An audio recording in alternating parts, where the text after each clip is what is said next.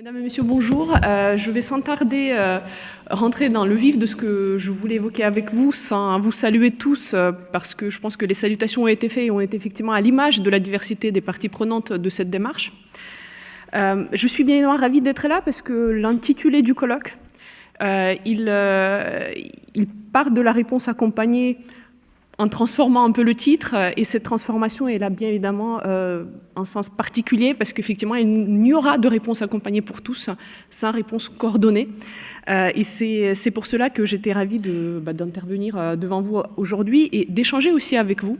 J'espère que effectivement dans le temps qui m'est imparti, on pourra avoir un petit moment d'échange, ou après c'est à M. May de nous l'indiquer. Je suis également ravie d'être là parce qu'on est aujourd'hui à la généralisation de la démarche réponse accompagnée. Donc elle est lancée depuis 2015, d'abord dans 24 départements qui se sont portés pionniers, et depuis l'année dernière dans de nombreux autres départements, mais c'est bien en 2018 que cette démarche devient, je dirais, obligatoire sur l'ensemble du territoire national. J'aurais encore du mal à parler d'impact généralisé parce qu'encore une fois, on s'est lancé avec les départements ou les territoires départementaux les plus engagés, les plus motivés. Et bien évidemment, on a vu des impacts sur ces territoires-là de cette démarche-là.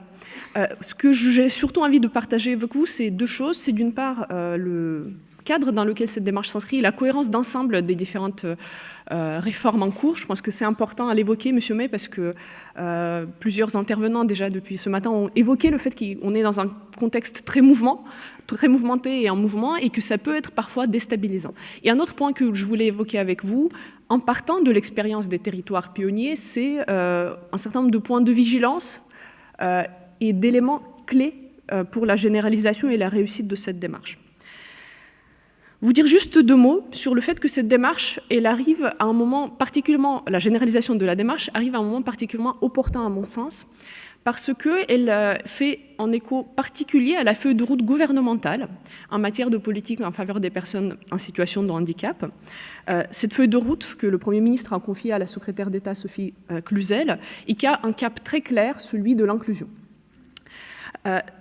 C'est un moment opportun pour deux raisons. D'une part, je suis persuadée qu'œuvrer pour l'inclusion, on pourra d'autant mieux se faire quand on déploiera l'état d'esprit et les outils de la démarche réponse accompagnée. La feuille de route de la ministre pourra s'appuyer sur le fondement solide que nous sommes tous en train de poser sur les territoires dans le cadre de la démarche réponse accompagnée. Et par ailleurs, le déploiement de la démarche pourra aussi s'appuyer davantage sur ce que le gouvernement réussira à apporter en termes d'inclusion et de la mobilisation, notamment interministérielle, de tous les acteurs et pas uniquement des acteurs spécialisés. Parce que je pense que ça, c'est très important. Pour réussir la transformation qu'on vous demande aujourd'hui d'engager, il faut bien évidemment que le secteur médico-social évolue, il faut bien évidemment que le secteur sanitaire évolue, mais il faut que tout le monde évolue.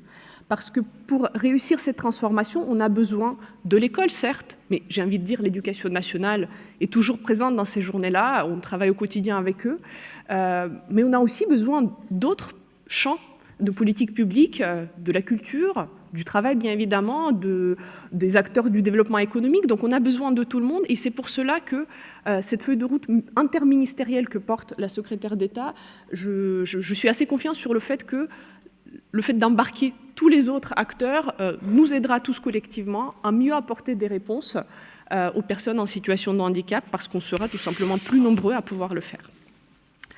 Je voulais également insister sur une autre dimension, je vais essayer de tester voilà, ça marche.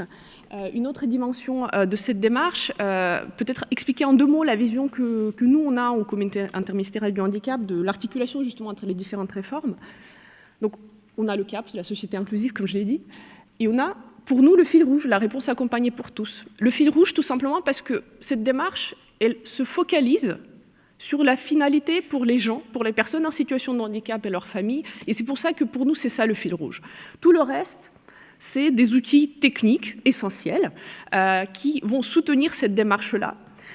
Il s'agit bien évidemment de tout ce que vous connaissez déjà. Je n'ai pas mis volontairement les sigles des différentes réformes, parce que je pense que c'est important aussi de savoir parler à ceux qui ne connaissent pas forcément notre langage crypté. Mais il faut qu'on fasse évoluer les systèmes de financement, et là, bien évidemment, je fais référence à la réforme Séraphin-PH, les systèmes d'information, avec un enjeu très fort autour des systèmes d'information du suivi des orientations, pour savoir si les personnes ont effectivement accès aux différents droits auxquels la maison départementale des personnes handicapées leur a ouvert les droits. On a le système des autorisations à faire évoluer, et là, il y a eu une réforme sur les nomenclatures des autorisations, mais je pense de manière générale, la manière dont on régule le secteur, la manière dont on ne sait pas être plus souple. Et enfin, on a un enjeu très fort autour des simplifications. Là aussi, il y a eu déjà des mesures, et j'ai bon espoir qu'il y en aura d'autres, parce qu'on demande à vous tous, que ce soit MDPH, établissement gestionnaire, ARS, on vous demande de faire différemment, on vous demande de fait de faire plus, avec des moyens qui sont limités pour tout le monde. Et donc, il faut qu'on sache aussi, nous, au niveau national, de savoir simplifier la manière dont vos missions se mettent en œuvre. Et encore une fois, je suis assez confiante là-dessus, parce qu'il y a une mission en cours qui est portée notamment par le député Adrien Taquet, qui devra rendre ses conclusions prochainement, et qui, j'espère, nous permettront d'identifier de nouveaux leviers de simplification dans le champ du handicap. Et ensuite, bien évidemment, tout cela, comme je l'ai déjà dit, ne réussira que si, par ailleurs, on a une démarche d'accessibilité universelle, parce qu'on vous demande au milieu spécialisé, au secteur médico-social, d'aller vers le milieu ordinaire, de s'ouvrir, mais faut-il encore qu'en face, le milieu ordinaire s'ouvre aussi. Et comme je le disais, ça concerne tous les périmètres, j'en ai mis quelques-uns, les plus emblématiques, l'habitat, l'école, les questions de mobilité, l'emploi, les soins. Et je suis vraiment ravie qu'aujourd'hui, dans cette salle, nous avons les élus, pas seulement en charge du handicap et des politiques de l'autonomie, même si c'est essentiel, et bien évidemment, je suis ravie de retrouver ici le vice-président avec qui on a eu l'occasion de travailler également sur le nouveau plan autisme, mais aussi les élus qui sont chargés d'autres questions, parce que, et bien évidemment, Monsieur le Président, qui peut porter cette transversalité à l'échelle du département, c'est important que toutes les politiques publiques intègrent les impératifs de l'inclusion des personnes en situation de handicap. Voilà, donc sur cette vision globale que nous portons au niveau national autour du handicap, je vais maintenant parler de la réponse accompagnée pour tous en tant que telle. L'ambition est claire, elle a été rappelée, je ne vais pas revenir là-dessus. Je vais peut-être insister sur le fait que notre objectif, c'est certes d'améliorer le quotidien des personnes en situation de handicap et de leurs familles et de leurs proches, mais cette démarche, elle va aussi améliorer le vécu des professionnels. Parce que c'est acceptable pour personne, personne ne veut être seul face à des situations extrêmement complexes dont on ne sait pas comment sortir, et on sait que la réponse elle est forcément collective, et donc le fait d'impulser les dynamiques de coopération, on est persuadé, on a pu le voir, que ça permet aussi de donner plus de sens au travail quotidien des équipes et faciliter ce travail d'accompagnement. Sur quoi il faut agir? Je pense que tout le monde dans cette salle connaît les différents axes de la réponse accompagnée, mais en 2 mots, on ne peut pas agir sur un paramètre seulement. Il faut qu'on agisse sur la manière dont on oriente les personnes en situation de handicap. Il faut agir sur les réponses qu'on leur apporte, spécialisées ou pas.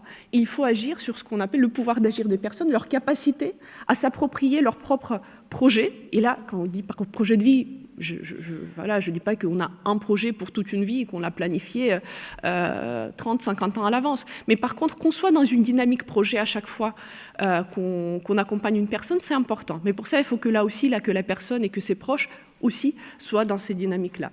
Et donc, il faut qu'on travaille sur ces questions de participation, d'autodétermination, du pouvoir d'agir.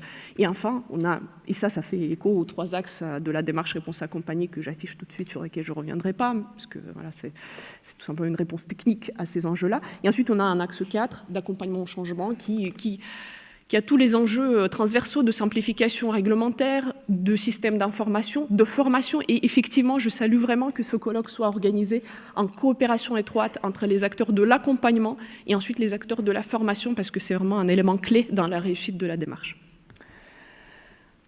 Comme je vous ai dit, le territoire s'est déployé dans 24 départements pionniers d'abord. Vous avez un rapport de capitalisation, j'imagine que vous aurez le support, vous aurez le lien, vous pourrez le voir. Je voulais insister, parce que M. May m'y a invité, sur ce que ça a donné sur les territoires pionniers. Je n'ai pas de diapo préparé, mais Je voudrais partager avec vous une analyse qui a été faite cet automne sur la base d'un questionnaire qualitatif, mais je pense qu'on ne peut pas évaluer cette démarche autrement que par le qualitatif. Et donc ce questionnaire qualitatif s'intéressait à un certain nombre d'axes pour savoir, sur une échelle, dans les départements pionniers et dans les autres, où on en était. Et ces axes, c'était la question de l'adaptation de l'offre, des pratiques en MDPH, de la question de la qualité de la coopération entre les acteurs et enfin de l'état de déploiement de la démarche. Bon, sur le déploiement de la démarche, heureusement, les pionniers étaient en avance. Sur les questions de la transformation de l'offre et des pratiques en MDPH, il y avait un petit changement qui commençait à être perceptible, mais il était assez léger encore. Parce qu'il faut savoir, ils se sont lancés en 2015, c'est surtout en 2016 que ça a démarré, et c'est donc l'année dernière qu'on commençait à percevoir les résultats. Mais justement, même au bout d'une année de fonctionnement réellement dans une logique et réponse accompagnée, on voyait une différence claire en termes de dynamique partenariale entre les territoires pionniers et ceux qui ne l'étaient pas. Et pour nous, sincèrement, c'était un élément très encourageant, parce qu'en réalité, on sait que c'est de là que tout part. Que si on arrive à impulser une dynamique de co-construction et de confiance sur les territoires, c'est qu'on réussira ensuite toute la technocratie, je dirais, autour de la démarche réponse accompagnée, tous les dispositifs, tous les groupes techniques, les travaux, etc. Et qu'on pourra davantage être dans cet esprit de résultat final à apporter aux personnes. Donc oui, il y a un impact, on le voit, mais j'espère qu'on le verra encore plus l'année prochaine, parce que c'est l'année prochaine qu'on va travailler sur une première évaluation de la démarche réponse accompagnée, parce qu'on souhaiterait effectivement de ne pas laisser ni les décideurs, ni les personnes concernées un peu dans le noir par rapport à ce que cette démarche apporte. Voici donc quelques éléments sur la démarche dans son ensemble. Je me permets maintenant de vous dire, et j'essaierai d'être brève, quelques impacts. Et comme je vous disais, j'insisterai bien non, surtout sur les points de vigilance qu'on a pu identifier à partir de l'expérience des territoires pionniers. Les impacts notamment pour les établissements et services, parce que c'est surtout sur cette dimension que je voudrais insister aujourd'hui. Sur l'axe 1 de la démarche, qui est le dispositif d'orientation permanent, bon, on a besoin que tout le monde se mobilise dans le cadre des plans d'accompagnement global. Les diapos sont assez chargés, je ne vais pas revenir sur tout, vous les aurez, vous pourrez les découvrir. Je vais insister vraiment sur l'essentiel. Donc le plan d'accompagnement global, c'est vraiment la partie visible de l'iceberg, quelque chose qui est inscrit dans la loi, c'est le fait de proposer aux personnes en plan B, quand ils n'ont pas pu accéder au plan A qui était prévu dans l'orientation de la MDPH. Il est important que tout le monde joue ce jeu des plans d'accompagnement global. On est dans une logique d'effectivité, c'est un changement majeur. On sort de la logique de droit théorique et on va vers l'effectivité des droits.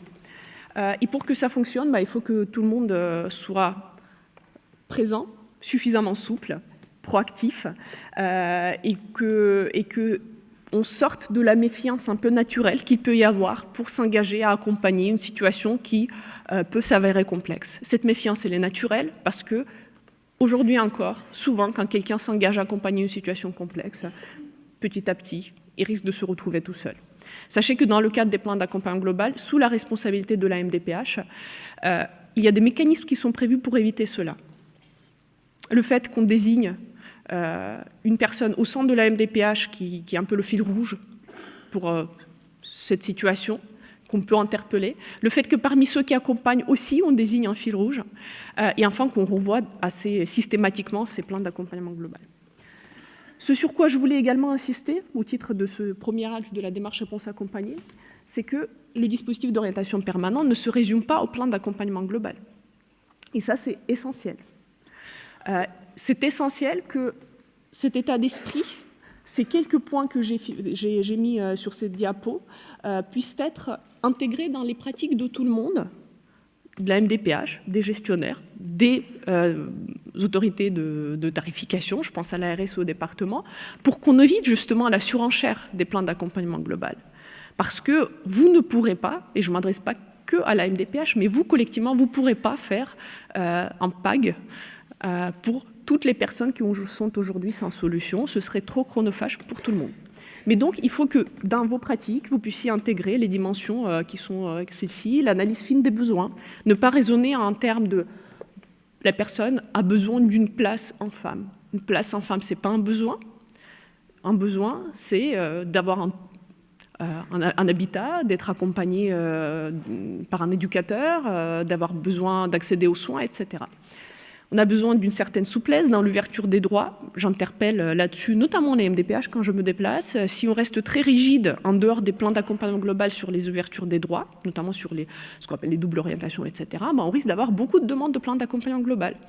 Donc il faut que cette souplesse, elle diffuse, y compris au-delà de l'objet emblématique de la démarche réponse accompagnée. Il faut qu'on accompagne les personnes les plus vulnérables à l'effectivité des droits. Et là, ça concerne à la fois les MDPH, mais aussi les gestionnaires. Vous connaissez sans doute sur vos listes d'attente les familles, les personnes qui sont peut-être les plus éloignées des dispositifs aujourd'hui, qui sont peut-être accompagnées par personne. Comment on peut se mettre en marche pour offrir quelque chose à ces familles-là, pour qu'elles ne soient pas toutes seules? Il faut être plus dans le modulaire, je vous en parlerai longuement pendant cette journée-là, je ne vais pas m'y arrêter. Prévenir les situations de risque de rupture et élaborer les alternatives lorsqu'un accompagnement doit s'arrêter parce qu'il n'est pas adapté.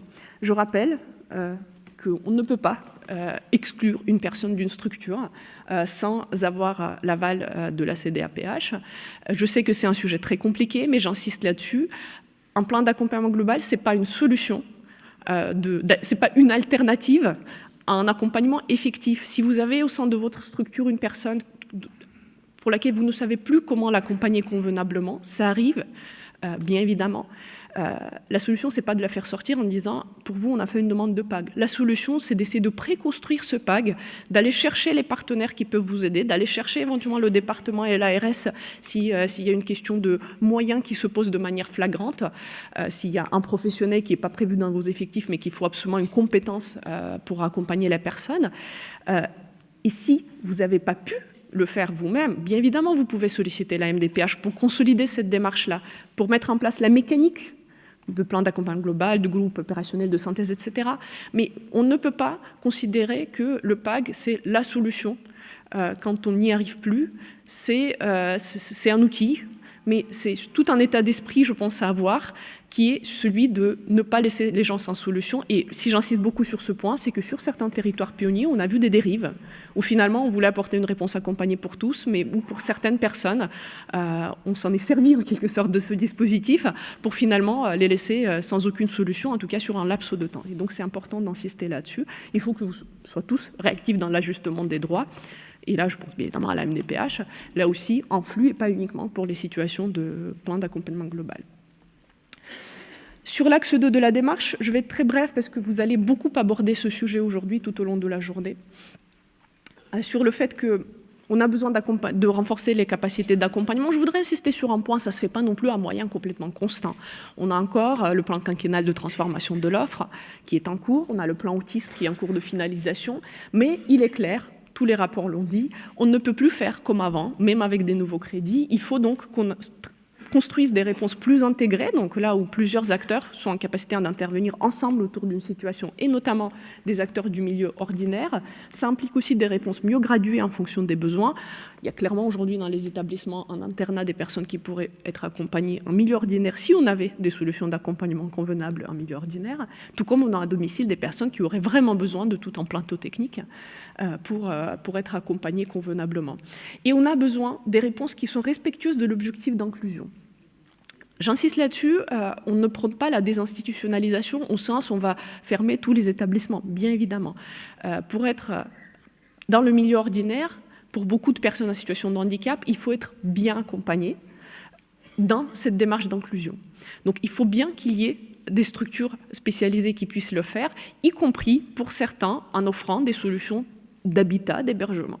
Mais ce sur quoi il faut être très vigilant, c'est comment, dans le cadre y compris de solutions, par exemple un internat, on puisse être dans le respect de cet objectif à la fois d'inclusion, mais aussi du respect des droits des personnes. Et je me permets de citer Denis Pifto, avec qui j'ai eu la chance d'intervenir il y a seulement 2 semaines sur un lancement de la démarche réponse accompagnée dans un département, et qui a cité 3 critères qui finalement s'appliquent aux solutions d'habitat inclusif comme finalement qui devraient s'appliquer aussi à une offre plus classique, un foyer. Ces critères, c'est quoi? C'est le fait d'avoir des espaces privés, d'avoir un chez-soi. c'est le fait d'avoir le choix de son rythme de vie et de ne pas être contraint à une organisation collective extrêmement rigide, comme c'est encore malheureusement le cas dans certains établissements. Et enfin, c'est d'être accompagné dans l'immersion dans le milieu ordinaire à chaque fois que c'est possible. Je pense que ces 3 points, c'est important quand on parle de la transformation de l'offre. Notre objectif, c'est clairement de rendre attractifs les parcours en milieu ordinaire, parce qu'aujourd'hui, sincèrement, ils ne le sont pas. Aujourd'hui, on parle de l'inclusion, mais sauf que quand les gens sont chez eux, même avec un peu de service, ça reste un parcours de combattant. Donc le vrai enjeu, c'est comment on va rendre attractifs ces parcours-là et proposer bien évidemment aussi des réponses adaptées aux personnes en situation complexe. Ça, c'est, je dirais, l'origine de la démarche réponse accompagnée. Les types de services à développer, je ne vais absolument pas m'arrêter là-dessus, vous en parlerez longuement. Insister sur un autre point, c'est que ce soit accompagner les gens en milieu ordinaire ou les situations complexes, on ne pourra le faire qu'en coopérant davantage. C'est évident, je pense, parce que forcément, on est à plusieurs. Et là-dessus, c'est important que cette coopération se fasse à l'échelle institutionnelle, entre institutions déjà, et ce n'est pas toujours gagné. Ici, on a une dynamique partenariale appréciable, tout le monde me l'a dit, mais ce n'est pas partout pareil.